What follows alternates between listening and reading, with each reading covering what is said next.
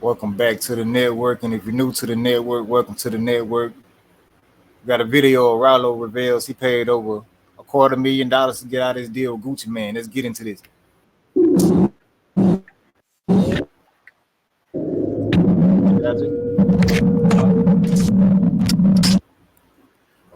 Gucci Man. Right. He's somebody that you signed to early, right? Right. You signed to, it wasn't 10, was it 10, It was 10-17 Eskimo. That was Okay, signed up on the Eskimo. top, Yeah, man. yeah, Actually, yeah. at Alamo Records. Yeah, and then you shortly bought yourself out of the deal? Right. Cause the thing with me is when I teamed up with WAP, I was thinking that we was gonna do like some key glocking, Like some massive some shit. key glocking dog shit. Yeah. You smell me? And maybe I wasn't worthy of that to him in his eyes. You smell me? Cause I ain't never shot a video with him, but I always looked up to him. What year was this? Like 16? That was Hold 16 on. going into 17. After the No, wedding, actually. I didn't want to tell him that while he was getting married. You smell me? I ain't want to be no nigga that brand, because I know Keisha was crazy about me. She loved me. She treated me like a son. I got most of my advice financially from Keisha. She a very intelligent woman. I love that lady to death. You know what I'm saying? But I know it broke her heart when we departed ways. But you got to think, like, I was used to getting, at that time, I was getting $10,000, $15,000 a month from Empire. Guys that was sending me a check, I was getting 85% of my streams. So when I got with a major label, which was Alamo Records at that time, which was what 10-17 Stop Eskimo lying. Records was tied up You on me, lying. I wasn't receiving no more checks. So all that little money that I was getting legitimately, that I was able to go buy little shit that, because back then I was scared to even spend my dope money on massive things. I just go re-up and do whatever I got to do in the streets, go in the club, go to the Louis store, do shit but like shit that I wanted to buy, like cars, like when I bought my first Lamborghini and shit, I was able to buy that through running no more outside. You smell me? Other than show money and shit, but I wanted to keep my back catalog, and I had gave up that for a small amount of change, not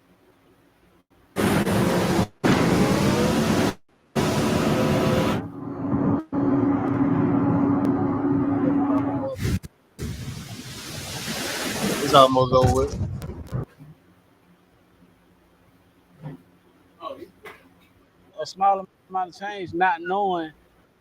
how the game go. Like, major labels get a lot of their fucking money. You smell me? If you ain't getting on massive advance, I don't advise you to do that. Unless you just an artist you know, that need the help really, really bad. But, Yeah. at that time, I ain't really need it. You smell me? How much did you sign for, if you don't mind? I think I signed for 250,000. 250? Yes, sir. Well, ain't bad. I mean, somebody like you, that's nothing, but that's like changing money for somebody that ain't used to it, I just, I was the first artist he had signed when he got out of prison. And that meant a lot to me. But of course, I really was supposed to sign the QCP at that time. I was actually out with QCP all day. Me and P used to take me to all the clubs. He used, he do his thing, throw money. I wasn't used to riding alone with no nigga. But P, I had trusted him, and I just got in the car with him. I left the whole Pakistan in Pakistan, and we just rode around. That was something I never did. And he put me up on the wing. He took me to all the clubs. Introduced me to a couple of DJs, and on that night, on one of them nights, he introduced me to the nigga Gucci.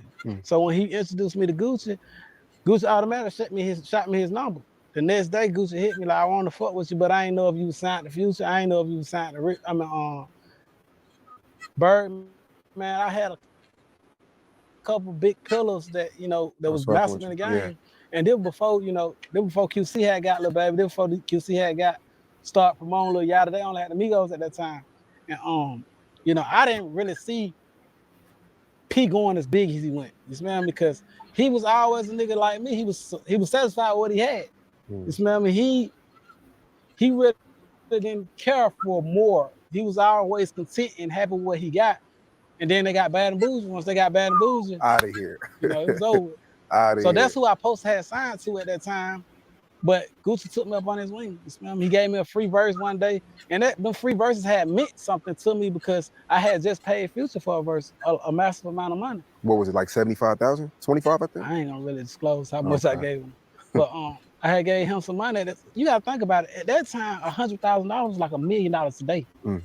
Like you see niggas with, you ain't used. I was the first young nigga in the city with a Lamborghini. Not to brag about that, but we didn't see Lamborghinis.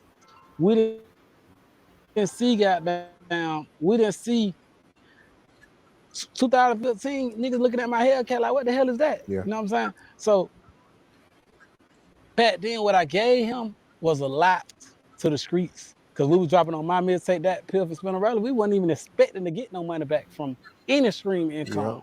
Yeah, So whatever I gave, if I would have gave him $1,000, that shit meant something to me. You smell me? So when niggas started giving me features, that shit just meant a lot to me. And Gucci Man was one of the first one that gave me a free feature outside of Young Thug. When did it go sour? When were you like, you know what? I'm better off independent. Like, I fuck with Gucci, no bad feelings, but I'm not seeing no money. The business ain't right. I want to be free. I don't think anything can really ever go sour with Gucci because Gucci let me out the contract. He could have said, hell nah, Ralo. Nigga, you got my money or you got the label money, whatever the money came from, and nigga, you stand in this contract. However, it was good, nigga, and he just let me out the contract. And I'm appreciative for it. So I can't even say nothing ever went sour because we kept our friendship while I was out the contract with him. You smell me? Yeah. Did you have to like buy your way out, or he just let you? I bought my way out. Oh, okay. Hell no, I wasn't gonna approach no real nigga. Tell him let me out that contract for free. Yeah. The man done posted me on the page. The man like did all this type of shit for me, gave me verses and shit. I would have never went to no nigga with my hand out saying let me out the contract. Like the rest of these niggas. Yeah. Can you say the number or I think it was more than the 250. So you paid? I paid more because you gotta think about it. Alamo had paid my lawyer fees. They had paid the nigga Jeffrey, the lawyer Jeffrey from New York. They had paid him, and he had charged us a lot of money. So I had to pay lawyer fees. I had to pay little promotion shit, all kinds of shit. So it just come with it. So you just go back, get some street money, and bring it to him. No, I actually had got some shows and shit, so I had some money in that account. Okay. I had been getting shows. I thought I had bought my Lamborghini or whatever. I don't even care. Nah, I just was able to save money. You know what I'm saying? I ain't had nothing. All the rest. See, at first, when I was buying property, I was cashing out on everything.